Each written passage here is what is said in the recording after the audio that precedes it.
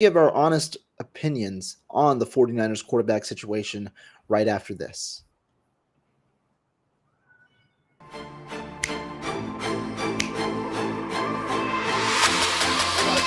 Let's go get him.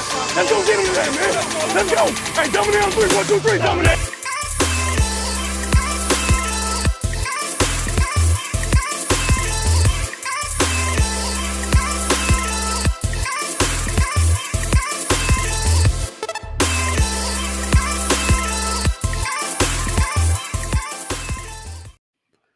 What's going on, everybody? Welcome back to the show. And we've got a fun one today. Our weekly Friday show here with Jack Hammer. Jack, how you doing, man? I'm good. How you doing, Rohan? I'm good. Enjoying my spring break here back in California for the week. So it's a fun time. And I mean, it coincides right with free agency. So been getting to see all these free agent signings, the 49ers making a couple moves, some big names, and then obviously some interesting names like Sam Darnold. Yeah, the Darnold signing, it was an interesting one. We weren't surprised. The 49ers, we knew they were going to go sign a quarterback in free agency. I was a little surprised that it happened right away. Right. Surprised by a little bit that it was Sam Darnold. That wasn't one of the names that I was thinking that they would go after.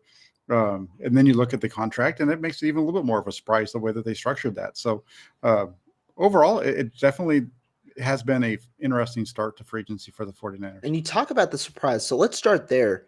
Sam Darnold, the 49ers signed him. What was kind of like the reaction when you talk about that surprise? Were you more surprised in Sam Darnold's sense or the 49ers sense, and how the way that it was handled? I was surprised. The one reason I was surprised by the fact that it was Darnold. I just didn't think that he'd be on their radar. Mm-hmm.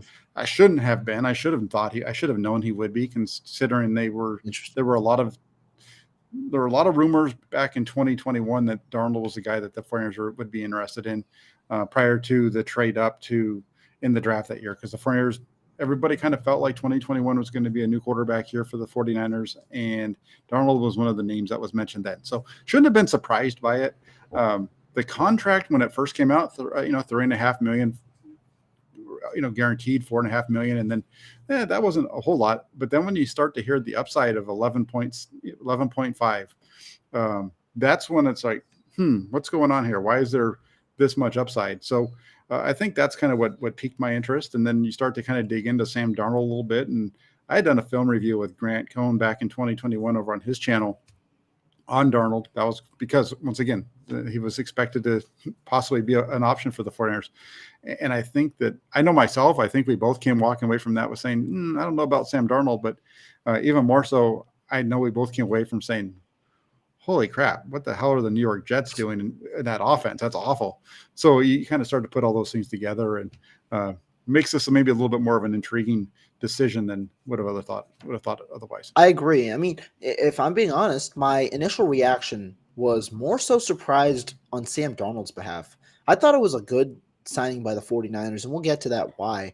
But I was surprised Darnold chose to sign so quickly with the understanding the quarterback situation. Obviously, he's going to be given a chance to compete. We know that. He's going to be given a chance to compete, but it was also understanding how clouded the situation is, that he could potentially be the third quarterback on this roster. And the upside is certainly there, but I don't think the 49ers envision him likely hitting that upside at the moment. Now, could he hit the upside? Absolutely. If he proves to be the best quarterback on the roster, if injuries occur, he could be, and we'll get to that. But I was more so surprised on Darnold's sense that he chose to sign with the 49ers on the first day, especially with potential starting roles like the Tampa Bay Buccaneers and the Washington Commanders available, where the money, it was interesting with the money for sure, where you might have gotten a little more base, probably a little less on the upside kind of category. But I was more so surprised on Darnold's behalf that he chose to sign with the 49ers immediately. But he did talk about his respect for the 49ers and what he was looking for in the intro press conference. And so it seems like it's a good fit. Yeah, I think his number is right around the same thing that Tampa Bay gave to Baker Mayfield. I think Baker Mayfield gave him almost the exact same contract in Tampa Bay. Baker Mayfield's going to have a chance to compete for the starting job out there. Not necessarily going to be the starter. They like the quarterback they have there already. So there's going to be a competition in Tampa. I don't think Sam Darnold takes this deal if he thinks he's going to be the third string quarterback. And I think that that's fair. I mean, I think that that's fair. And let's get into it, because this is it's an interesting signing because of Sam Darnold and the way that he is right now. He's a 25-year-old quarterback with 55 career starts, and he played some good football toward the end of the year. Not like high starting caliber football, but he was a low end starter at the end of the year. And I thought he had a fine finish to the year as the starter there. Is this signing a hedge on either of the 49ers quarterbacks right now? How do you view this signing? It's 100% a hedge. There's no doubt about this being a hedge. I don't think you can look at this situation and think that it's not. You have a quarterback right now who can't throw in Brock Purdy. We don't know what his exact timeline is. I think the 49ers have a better idea, but even they don't know for sure. And Trey Lance is coming off of an injury himself. So where is he going to be in terms of that ankle injury? And beyond that, the 49ers haven't been able to keep a quarterback healthy. Trey Lance hasn't been able to stay healthy in the 2 years that he's been with the 49ers. Brock Purdy now has the injury that sidelined him with the arm, which is a freak deal, but it still happens. Even the broken ankle for Lance is kind of a freak deal. But they absolutely, the signing is a hedge. And whether you want to call it an insurance hedge or you want to call it a competition hedge, it's a hedge. That's no doubt about it. Yeah, I mean, I think I agree. Here's the way that I look at this signing when you talk about the 49ers and getting Sam Darnold. Do I think this is an indictment on either quarterback? Not necessarily. Do I think it's a hedge? Yeah, I do. When I look at this signing, I don't think this deviates from the 49ers' initial plan going into the offseason. John Lynch has been very forthcoming that the 49ers are going to require another quarterback on this roster that's going to back up. Why? Brock Purdy is not going to play in OTAs, likely won't play in training camp with his timeline, which means you need somebody at least to back up Trey Lance. And I thought it was important that the 49ers provide Trey Lance some competition. That was something that wasn't necessarily there last offseason. I thought it's important, especially because this is an offseason where Trey Lance likely enters the season as quarterback one, understanding the 49ers situation at the moment. But to understand whether Trey Lance is your guy or not, you have to see what he's about in the offseason. I think competition is the best way to prove that. If Sam Darnold beats Trey Lance out, he is not your guy. Trey Lance won't be the guy for the future. Now, if Trey Lance beats Sam Darnold out, you know what Sam Darnold already is. You know what Trey Lance can be, and that provides you some clearer insight on whether Trey Lance can be your guy for the future or not. Now, again, this is all practice. This isn't real game situations, but you're trying to figure out what the best situation is. Then again, you don't know Brock Purdy's timeline at the moment. Is he going to be ready week one? Is there going to be a complication in his recovery that potentially pushes his timeline back to November or December? You don't know that. And so in reality, you are going to need a backup quarterback who might slide to QB3, who might become QB2 and beat one of the two guys out. You do need a backup quarterback, and the 49ers, they've been pretty forthcoming that they were going to go out and get one, beat in the draft or free agency, likely in free agency with the established options. And so that's what it is with Sam Darnold. Right now, I don't anticipate the 49ers thinking that Sam Darnold's going to hit the incentives in his deal. But as we saw last year, you never know with the 49ers and their quarterback injuries who might be injured, who might step out on the field. And so there is considerable upside, which I think is what incentivized Sam Darnold to make this deal, as well as the competition to potentially prove that he can be the backup if he's there. I think he's there to compete. I don't think that he's necessarily given any job. I don't know exactly what it is, but I think he's there to compete. And so I think I think this situation is good for the 49ers. They placed a $3.9 million bet, understanding that they have some pretty much insurance for either of their two quarterbacks, and there is upside on both sides should that need to be happening. Yeah, I like what you said. I'm not sure. This is a competition. I've seen some people really bristle at that. I don't understand why anybody would bristle at the thought of Trey Lance having to compete with Sam Darnold. And I apologize if I'm offending anybody, but I just don't understand why this is even why it even is creates a controversy, to be honest with you. If Trey Lance is the guy that you believe he is, why are you worried about Sam Darnold? Exactly. It doesn't matter. That's Sam Darnold. If you're concerned about Sam Darnold, then that's on you. But this is the 49ers, I think, are doing the right thing here. It's an interesting one here. You mentioned the incentives. Let me mention one piece on the incentives. You probably already know this because you pay attention to all this stuff too. Part of the incentives for Sam Darnold are game checks, and those are likely to be earned incentives. Correct. Well, the 49ers in his salary cap hit for 2023 have included 7 games of cap hits up front. So they expect him to be active on the active roster for 7 games. Now, is that an indication of Brock Purdy's timeline? Or is that just an indication of, the fact that there's going to be a competition and maybe it's going to be Trey Lance? I don't know, but that's one of the things that they built in, and most teams do that. So it's a smart way to kind of calculate for some of it. Beyond that, I'm really looking forward to seeing how this plays out. Sam Darnold was taken to number 3 in 2018. Trey Lance was taken number 3 in 2021. You have 2 guys that were taken number 3 overall in their draft class.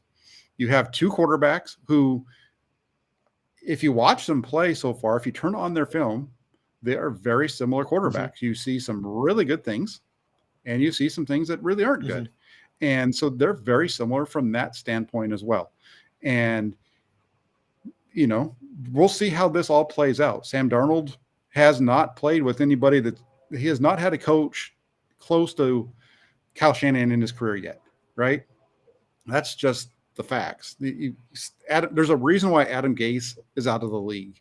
There's a reason why Joe Brady is no longer an offensive coordinator. There's a reason why Matt Rule's out of the NFL. And it's not because Sam Darnold is bad. It's because they're not good NFL coaches. Right. On top of that, I'm going to just say this also. Throughout the last portion of the year, one thing that people that were very pro Trey Lance would tell you when it came to Brock Purdy's performance, if you compared the two, was you can't compare them because Trey Lance hasn't played with Christian McCaffrey and George Kittle. He hasn't done this and that. And then there's all kinds of excuses. Well, Sam Darnold's never played with Christian McCaffrey and George Kittle and Brandon Ayuk while having Kyle Shanahan call the plays. So if you're dismissing, if you think Brock Purdy is going to be, if you think Trey Lance is going to be better because of who he's playing with, isn't it safe to reason that Sam Darnold might be better too? I think so. And I know we've had differing thoughts on the quarterback situation. And I've been a guy who has been, I'm not going to say pro Trey Lance, but I've been, I think he has good upside. I do think he has high potential based on the film that I've seen from his collegiate career. Now, I'm pretty forthcoming that he is a raw product. He is absolutely a raw product because he hasn't seen the field. Is that his fault? He's gotten injured. And I mean, his first year, Jimmy Garoppolo, obviously, I mean, he got injured in the preseason. Jimmy Garoppolo ended up being the starter. We've seen how that goes out. And to me, I think this is absolutely the best situation for Trey Lance. I honestly think Trey Lance would agree. When he went on to the Rich Eisen show earlier this year, what did he say? All I want is a competition. He's the one embracing the competition himself, understanding that it's going to get him better. And really, it helps the 49ers too, because the only way you're going to see if Trey Lance can truly be a franchise quarterback is to see if he can beat out other people. And I think that that's the way to push him, right? Coming off an injury, getting that confidence back, because Trey Lance is going to be given the opportunity this offseason. We all know it because he's the one that's healthy of the two quarterbacks. He's going to be given the chance, and he, in my opinion, right now is the day one starter just because Brock Purdy doesn't seem like will be healthy and integrated into practice, and Sam Darnold's the new the incoming guy. But I think you've got to embrace this as if it's a competition, and I think that that's important. Now, I think it's interesting you bring up the 7 games because that got me thinking a little more. of how they expect Sam Darnold to be active for 7 games. I do wonder whether they and this comment's actually interesting. I do wonder whether they think that Brock Purdy starts the year. I don't know if it'll be on PUP, but he might start the year on IR for the first 4 games to get him back acclimated. Again, this is a hunch. Nobody knows at this point. You're only going to figure it out when Brock Purdy is coming back after that 3 months and then building back up into 3 months. But who knows? It could be that situation where Brock Purdy might not be ready week 1. And this is in a way 49ers spending what, $400,000, $500,000 in salary cap to ensure that they have a backup in case that situation happens. So I think I like the upside for the 49ers because I don't expect Darnold to start this year, but they have insurance. And that's something that so many fans have really gone against the organization for in the past for not having the insurance. Well, they've got it. And so I think that this is a solid move.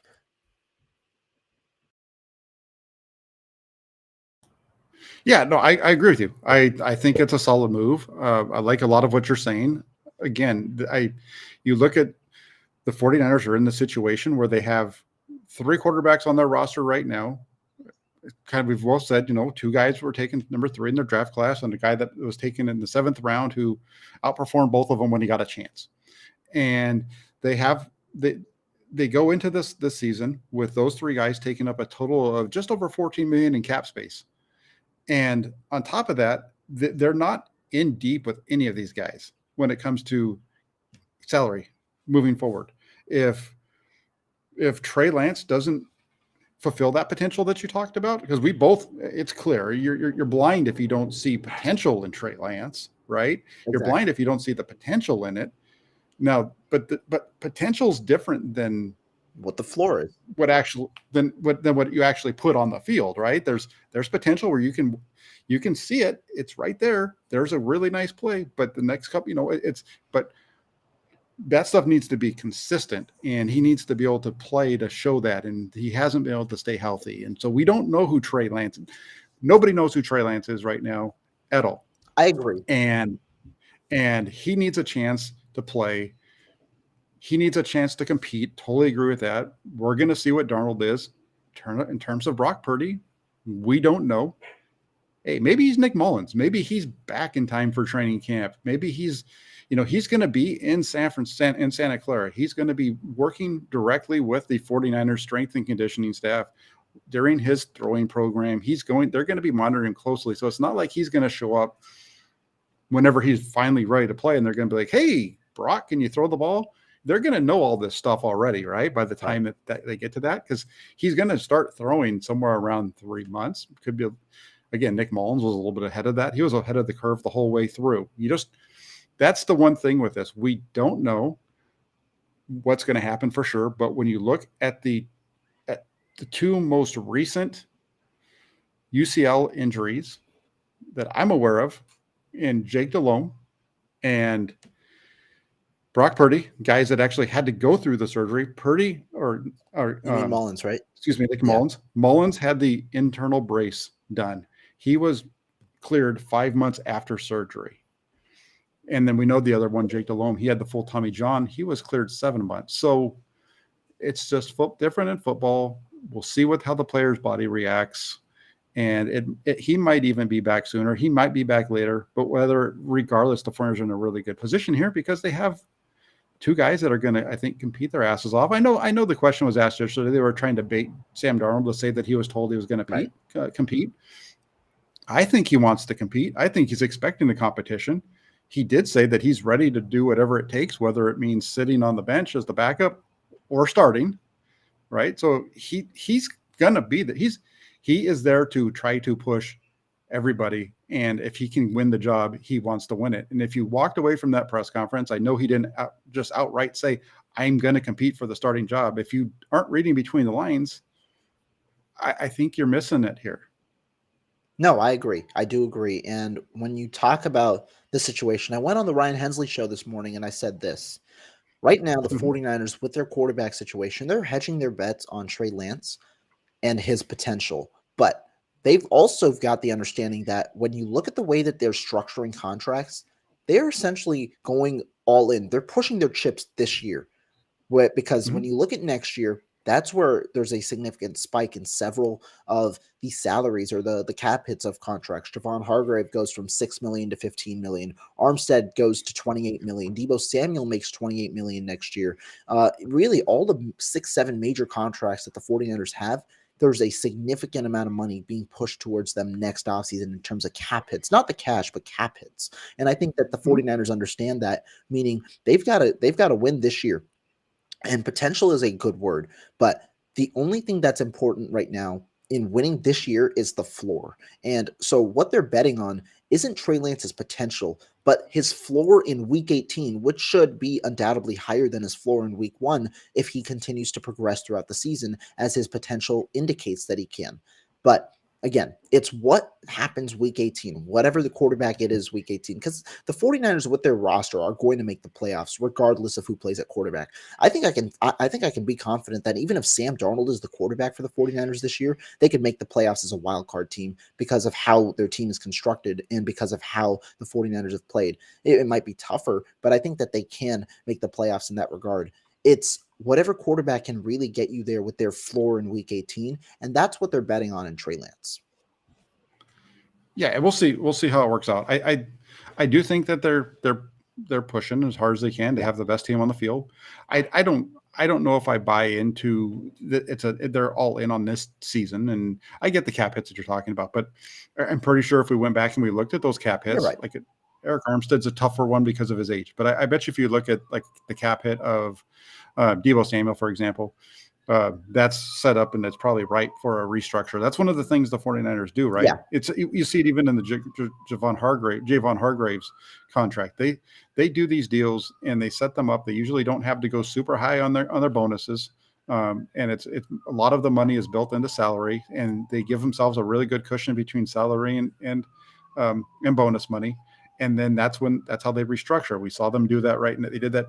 The all-in move this year was Fred Warner. That was a big one because that really pushes his numbers, right. And they have some wiggle room down the road, but that's going to be a tough one to do. And then even the one they did for Travarius Ward, that one's a curious one because it didn't look like they added years to it. It looked like all they did was add dead money at the end of 2024. So, we'll see if he gets restructured next year or what happens there as well. So there's all kinds of movement there. But again, in terms of this quarterback thing, it's going to be, I cannot wait for these guys to hit the field because it's going to be a competition. And whether they tell you it or not, remember, go back to 2021. They said that it wasn't a quarterback competition in Trey Lance's first year with Jimmy Garoppolo, right? They told you there wasn't going to be quarterback competition. One of the things that they also said is that they didn't think that Lance would be able to beat out Garoppolo. That I think that's part of what they were doing. And that whole thing goes through. And 2022, during training camp, you have Kyle Shanahan giving an interview to Albert Breer talking about how Trey Lance was doing a really good job of competing. Well, was it a competition or not? It was a competition. And there was a point in that training camp where they thought that Trey Lance might be able to be the guy. And it just kind of happened. The more they put onto his plate, things leveled off, and here we are. And I'm looking forward to seeing how it goes. And whether it's just going to be Darnold and Lance, or if it's going to be Darnold, Lance, and Purdy, it's going to be fun. And I do agree with you in that there is a hierarchy here. It's Lance. If it's just Lance and Darnold, they go into training camp with the hierarchy being Lance and then Darnold. That's the way it always works. That's not like they go into training camp like this. They can be like this and still be competing for this guy to try to jump them. So it's going to be fun to watch play out. Can I just hit on something real quick on one of the comments? You don't even have to pull it up. Which one? You don't have to pull it up, but it was there was a comment by Blind Tom, and he was saying that he was going to give me a super chat, and he couldn't because it's not working.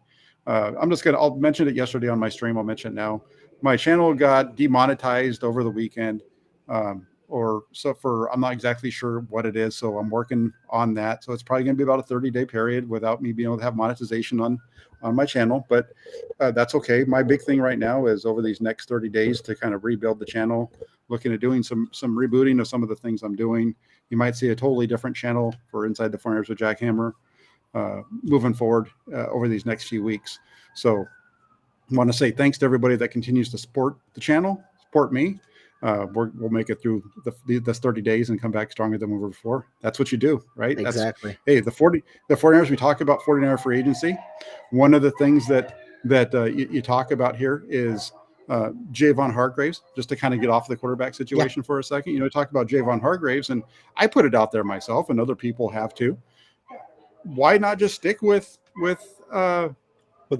With DeForest Buckner, you know? And again, the numbers, they could have done it. The thing here is they realize that they screwed up, and they've made the choices necessary to fix it. I think it's an interesting topic, right? I do think that it is a little easier now, understanding that we're in the post-COVID era where, there's that extra 45 million in cap. And you're right. I do think that they understand their mistake. But from what I've heard in those negotiations, it was a little tougher in that there were some things that he wanted that Hargrave essentially didn't want, such as he didn't want an out clause in the deal the 49ers did. He ended up giving one to the Indianapolis Colts anyway. And it's unfortunate. And I mean, you heard from Buckner himself saying that's essentially the contract they gave me, which is true. 4-year 84. Buckner gets, I think, $4 more million guaranteed total. So it guaranteed at signing total. So it wasn't like that big of a difference. And so to me, I do think that it is in a way a trip down memory lane. But at the time, I'm not gonna lie, I didn't mind the move as much. Now, I didn't mind the move. I just didn't like the pick of Javon Kinlaw. That was kind of my take on that situation. I wasn't a huge fan of Javon Kinlaw's pick at the draft because of the medical issues, but also I thought that there were better options. I would have gone with Tristan Wirfs or one of the receivers or cornerback at that pick, or even traded down. Unfortunately, didn't happen. But 49ers now get a 30-year-old. Obviously, Buckner was way younger at the time and is still younger. They get a 30-year-old here who is coming off a really good season, 4-year, $84 million deal. Yeah, well, real quick on the DeForest Buckner thing. We asked DeForest Buckner back in October of 2021 when the 49ers played the Colts if he was offered 4 years and $84 million. That question was asked. I had talked to the reporter that asked the question prior to the press conference that we need to make sure we ask that question. He asked him exactly that way, and DeForest Buckner said no. Mm-hmm. He was not offered that. So he was never offered the contract that Javon Hargrave got. Javon Hargrave got $40 million guaranteed at signing. DeForest Buckner got $39.3 million guaranteed at signing. Mm-hmm. The money that the 49ers spend is all more. I get that, there's whatever. There's inflation as they go through. People have tried to use inflation and all that kind of stuff to explain the difference between these two guys and their contracts. I'll say this. The difference between having DeForest Buckner and T. Higgins as your wide receiver, having those be your guys move in this year or back in 2020, instead of having Javon Kinlaw and Brandon Ayuk, was $3.1 million in salary cap space. $3.1 million in cap space. You can make up that difference by talking to some of your veterans if you want to keep the guy. The 49ers felt like they could pull off a quick one on the NFL, trade, get a young guy, and then get, they thought they could just flop a guy that was a fringe all-pro who became an all-pro the next year. And it just didn't work out. They tried to do it. It didn't work out. And now they're going to pay more. And hey, it works out for the 49ers. Again, this has nothing negative against Javon Hargrave. I think it's a tremendous signing. He's a great player. It just would have been nice to have it on the 49ers for the last 3 years, because you can say that the 49ers wouldn't have been better. Might not have, the games might have not turned out differently if you had DeForest Buckner instead of dealing with everything you dealt with Javon Kinlaw. But I think that defense in 2021 is much better against the Rams down in Los Angeles with better interior play. Maybe even a little bit in 2022, and maybe instead of playing on the road in the NFC Championship game, they're playing that game at home. Who knows? There's all kinds of things that play into it. No, I mean, you're right. I mean, I do agree with you that it is an admission in a way, or a concession, that they probably should have given the contract to Buckner. I mean, they also understand you do want the 2 elite interior guys. I think that's important. That's something I've clamored for this entire offseason. I'm actually glad that they didn't go get Deron Payne. I thought his contract was an overpay for who he is as a player at the moment. I think this deal for Hargrave is fine because it's a 2-year deal. They could keep him for 3 years. I wouldn't be surprised if it ends up being stretched to a 3-year deal, but it's like a 2-year deal at the moment. And so I don't mind the deal for Hargrave because again, you're pushing your chips all in and it's going to be at a reasonable price for the next 2 years.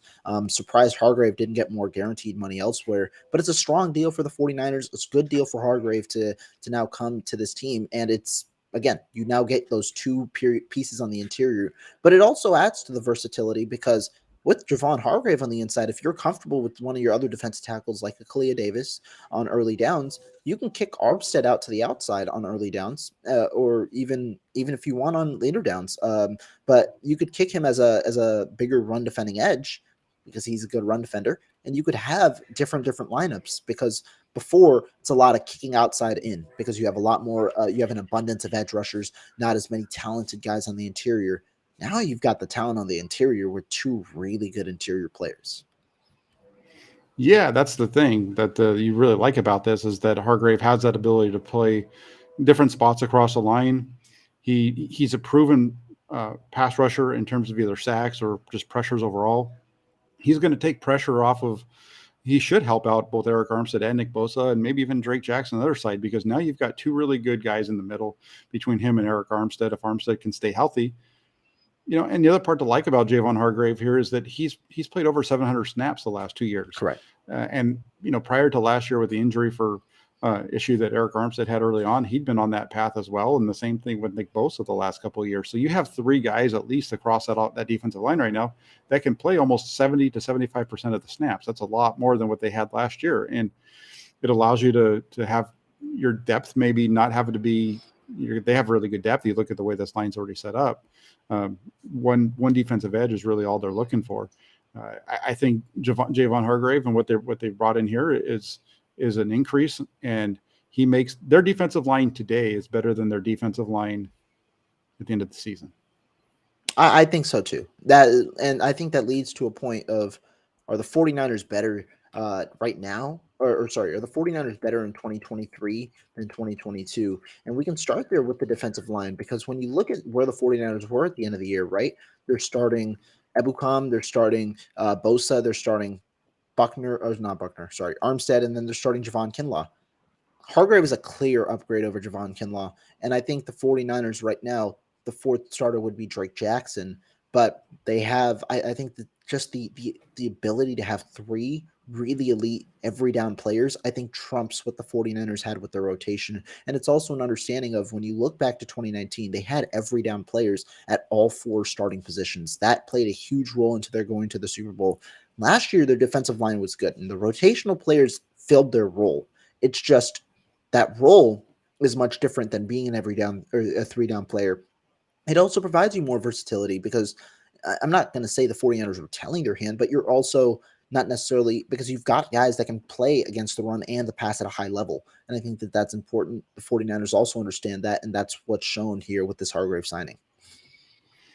Yeah, the Hargrave right now, they have, if everybody plays to exactly the same level that they played last year, they've increased their number of sacks. They get Javon Hargrave had 10 sacks last year in the regular season, I believe was the number. That's 5 more than you had from Samson Ebukam over there. We're talking about the starting defensive line again. And then Drake Jackson had 3. So you've actually picked up 3 sacks along that defensive line. So they're better off there. I do think they need to add one more edge. I know right now if you're looking at the depth chart, you'd pencil in Alex Barrett off of the practice squad from last year as being the 4th edge. So I think they need to find an edge, whether it's in the draft or maybe still in free agency. I still really want to see I don't know if he's still out there because I haven't been checking Twitter in the last couple hours, but if Unique Ngakoue is out there and you can get him, if you can get him, that is a major add for this defense because it's a free agent. So you're not giving up draft picks and you can probably structure it on a 2 to 3 year deal where, if he comes in and he's not very good this year, you can move on from him. It's different than the deal. They're not looking to spend as much money even on that as they did with the D Ford deal, right? It's not even close to one of those. And if you can get a unique Ngakoue, then you're pushing that defensive line into a whole nother level that I don't think we've seen from the 49ers here now, in the last 6 years. I think it's even better than that. Yeah, I mean, I think that Ngakoue would be a great signing in terms of a player who is very capable against the pass. I do wonder that with their rotation, if they'd play somebody else on base downs a little more. But given Ngakoue isn't the best necessarily against the run, but he'd be a solid pass rusher. And right now, he is the top edge on the market. Let's see what his market exactly would be. I wouldn't be surprised if they go after him, maybe even Leonard Floyd, because Leonard Floyd he got released. Would it count against the compensatory formula, which could help the 49ers, obviously, them being a huge proponent of those compensatory picks. But wouldn't be surprised. I do think that the 49ers will go after one more edge. I don't know the exact high caliber of that edge. It could be a player just like Jordan Willis, another rotational guy, but they have a good core of defensive linemen right now in that they have five defensive tackles in Armstead, Hargrave. They've got Kinlaw. They re-signed Kevin Givens, and then they've got Kalia Davis. I think that they are comfortable with those five going into next year. And then at edge right now, they only have Bosa. They have Cleveland Farrell, and then they have Drake Jackson. Those are the three I think they feel comfortable with. That's 8. I'd expect them to get 2 more defensive linemen. Wouldn't be surprised if one more comes in free agency with the amount of depth in this class, which means you could likely get value there in the class. But also one more in the draft that ends up getting you 10 that you could roll with in the regular season. So I do think they're going to get one more player. Don't know though if it'd be as high of a caliber as Ngakoue, but I mean it would be a good signing for sure. Certainly indicates that they are going even more in this year. You just skipped right on over T.Y. McGill. Poor T.Y. McGill. He doesn't get any love on this. T.Y. McGill. I forgot he re-signed as well yesterday. So there, I mean, Rohan. you got another player, and I gotta give a shout out to T.Y. McGill because T.Y. McGill was really darn solid at the end of the year. So really, really solid player there. Yeah, he was a guy that was brought in late, and he made some big plays in a goal line stand. It was against Washington. I made a mistake yesterday, and somebody pointed out that it was the Washington game, which that's what it was. And he's a guy who's bounced around. He's talking about journeyman. He's been a journeyman, but he's a solid player there, and we'll see what happens. Like you mentioned, Jordan Willis. That's a really good second line defensive end right there that can play inside, outside, gives you special teams versatility. Right. So that's probably more along the lines of what they would do there, because you do want to have those guys have to be able to do more than just one thing. Ngakoue is only going to play defense for you. So maybe a guy like Jordan Willis is what, at the end of the day, probably makes a lot more sense than us just throwing names about guys that we are dreaming about, right. And I mean, I agree. I do agree there. And I see a nice comment here from Wayne Jr. He says the defensive line is better. The secondary is worse. And I do want to ask you the question. Right now, do you think the 49ers are better in 2023? Yeah, I think that, well, I'll tell you this. The 49ers starting defense overall is better today than they were in the NFC Championship game. This is a better defense. We talked about it already. They are better up front because of the addition of Javon Hargrave, and they're better in the secondary because I think Isaiah Oliver is a better cover nickel slot cornerback than Jimmy Ward. I think they are better right now for that. Take it for what it's worth. I know a lot of people are focusing on the loss of to say they're worse, that the secondary is worse. They've only lost one guy out of the secondary, and that's Jimmy Ward. I mean, Emmanuel Mosley played 5 games last year, so the majority of that team wasn't Emmanuel Mosley. It was the defense that we have together minus Jimmy Ward. They got a really good group there. I agree. I think that this is an interesting team right now. I don't know if I'll claim that they're better. I mean, they're better than they were at the end of the year. That's for sure. If you can make an argument that they might not be at the beginning of the year, given how well Mosley played. And it is unfortunate that they lose Mosley 1 year, $6 million.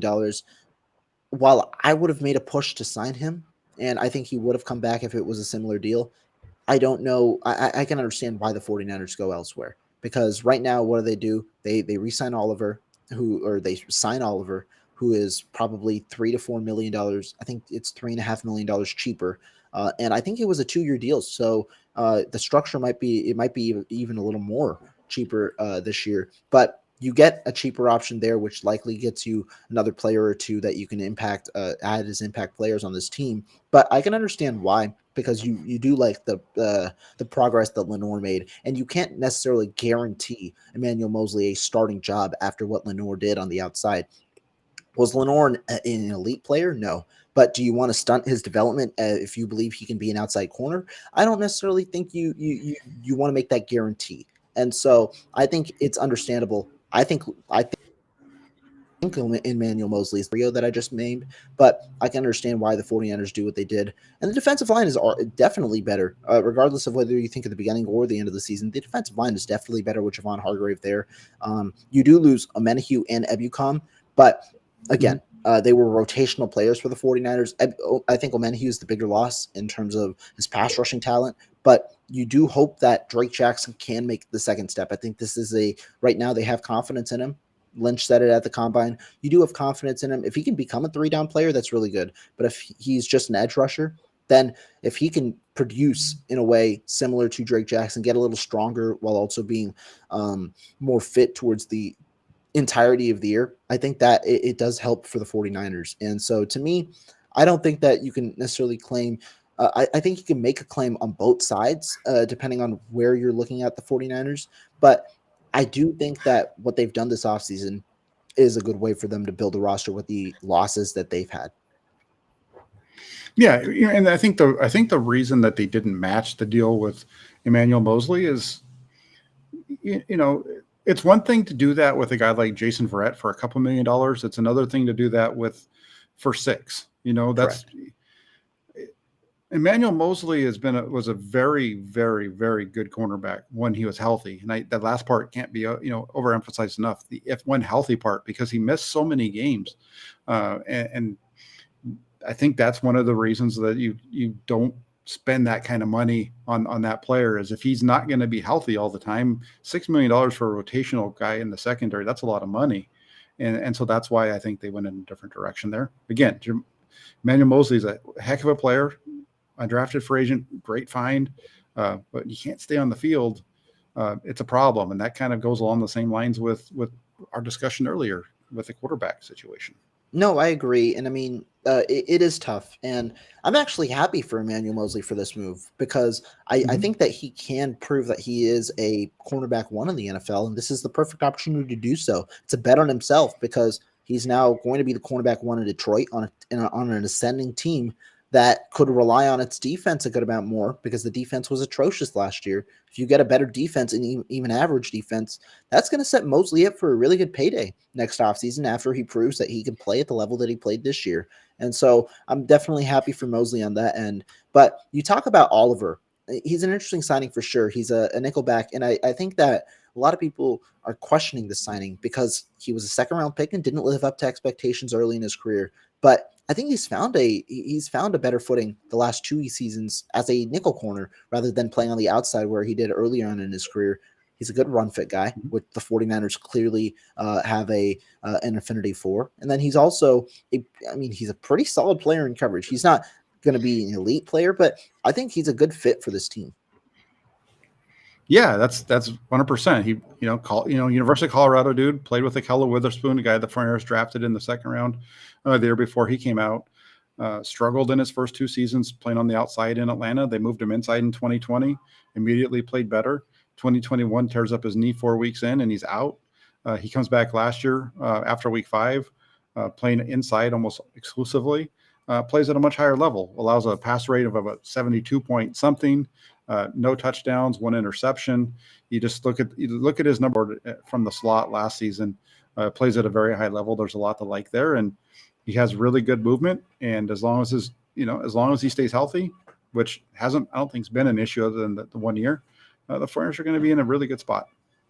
I agree. And I mean, I think that if this is a 2-year deal, you have a guy who can compete. Again, competition is very important. You have a guy who can compete with Samuel Womack now. I think he's the favorite to start, and I think it provides Womack an opportunity, but also you have the inside-outside flexibility with Oliver. He is better in the nickel, but you can play him on the outside, and they did the same thing with Lenore, and this helps because you understand San Francisco has had cornerback injuries, especially in games at times. Ward has, I think he was in and out of games a few times last year. What does that mean? You can then just slide a guy out, or you can put Womack out, and you can have a guy in the nickel. You have three guys pretty much in Lenore, Womack, and now Oliver, who you believe can be capable of playing inside and outside. I think that helps with overcoming some of the issues that you might have when injuries tend to come up. And it provides you another better option here in the nickel for potentially the next 2 years. I like the multi-year option that the 49ers are doing. Even if it's only necessarily a 1-year deal in terms of guarantees, I do like the option of having a younger guy and a young and improving guy under Steve Wilkes for the next 2 years. Yeah, you mentioned Sam Womack, and that's a good name because Samuel Womack was good enough to start at slot, right? Out of training camp last year. He won the job. And, whatever happened there, they moved off of him during the season, and he's going to come back for year 2. And he's a guy, like you just mentioned with Isaiah Oliver. He has that inside-outside capability. He might be a better outside corner than he is in the slot. So they have a good amount of depth. That's one of the things. If we're looking at this free agency overall, we haven't even talked about the offense hardly at all, other than the quarterback. But if you look at what they've done in free agency, they plugged all their holes, right? Holes are all plugged right now. After day one, the hole I felt was in the slot because Jimmy Ward was the one guy that they hadn't filled. They'd already filled the defensive line. They were fine along the offensive line. They needed to fill in the slot. They did that the next day with Isaiah Oliver. Right now, and then they got the deal done with Jake Brendel, so you're feeling really good. They got Colton McKivitz tied in at right tackle. He's going to be okay, and I don't expect him to be, the starter for the next 5 years, but he may be the starter, may not.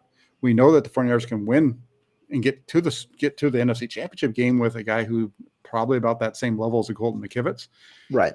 So, they've plugged all their holes, and now you're looking at filling in depth through free agents. Maybe one more name guy comes in, and you get into the draft and you start adding that depth behind those guys that, you're adding the depth behind those 1-year free agent guys that you brought in, because those are the guys that are going to take over for you in year 2 of their career, not necessarily next year. Yeah, no, I do agree. And you talked about Colton McKivitz, and I think it's a good way to pivot because we haven't talked about Mike McGlinchey, who was the biggest 49ers loss in terms of money this offseason. Signed a 5-year, $87.5 million deal with $50 million plus in guarantees with the Broncos. There was no way the 49ers are going to match that deal. If it was maybe in the $12 million, they might have considered it, but still, it was clear that both sides were going to go to an end. And now 49ers, they are with Colton McKivitz. What do you think the plan is at right tackle? Do you think that they stick with McKivitz? Do you think that with the way that his contract was, not necessarily the most expensive deal, they try and go and get a guy in the draft, trade up? How do you feel about right tackle right now? I think when you look at right tackle, first off, on McGlinchey, it's great that he got the deal that he got. I thought prior to free agency that if the 49ers wanted to bring him back and wanted to make it a big piece of their re-signing, that they could, because he wasn't going to cost as much as he did last year. He was $10.88 million in this last year's contract with the 49ers. That's correct. He's 6.1, 6 point something million is his cap hit with the Broncos this year. Great. He got cashed out. I think he got what he deserves in terms of his level of play, and that's good for him. I think as far as the 49ers go, they chose to continue to build on the defensive line like they do, and that was good for them there. Did you ask me about McKivitz? Sorry, I was looking at the comment guys, some of them are getting goofy over there. Yeah, McKivitz. But in terms of McKivitz, I think what they do at right tackle is you have McKivitz is your guy. He's a guy that knows the system. He's a guy you feel that you could win some games with if you need to. Secondly, you can go and I think they're gonna get a guy in the draft. I think that's a really good spot. There's the tackle out of BYU. I know is one that a lot of folks around the 49ers community are really high on. I am too. It was one of those names I pointed out prior to the scouting combine to keep an eye on, and I'm glad to see everybody else kind of jumping on board with that as well. I don't have all the film and stuff to show it, but just you look at his numbers from the combine, you look at his numbers from the season and all that kind of stuff, and where he was kind of rated. He's one of those guys that you can probably get mid-third, be perfect spot for the 49ers to get a guy down the road. You look at this offensive line, they got a starting right guard in round 5 last year. Right. And I mean, I think that you outline it well. When you look at McKivitz's deal, doesn't necessarily indicate that they believe he's the future of the position, which I don't think many people understand. But it's a 1 year deal. He's got a cap hit of 1.5 million this year, which isn't high, but it also indicates. I mean, he's going to be here this year likely, given the way that his contract is structured. He's going to be here, but I don't know if he's going to be the starter. Now, the 49ers, I think, are approaching this situation, understanding where they are with the cap. They weren't going to be able to retain McGlinchey. They have a guy who they have developed into a tackle over the last few seasons in McKivitz, who a 2020 fifth round pick.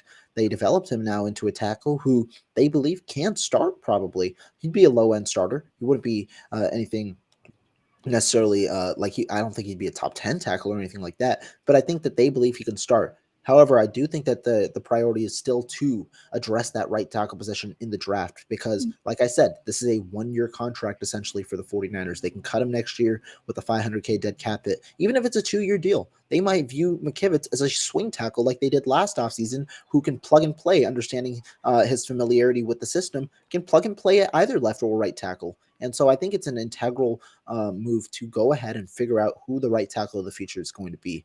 Blake Freeland's a guy who you just talked about, the BYU guy. He's a guy who you might find in the early to mid third round if you want to trade up. Maybe is there potentially at 93. I think some other guys who might be there. There's the Oregon right tackle, or sorry, he played right guard last year. It's got a long name, so I'm not even going to try and pronounce it.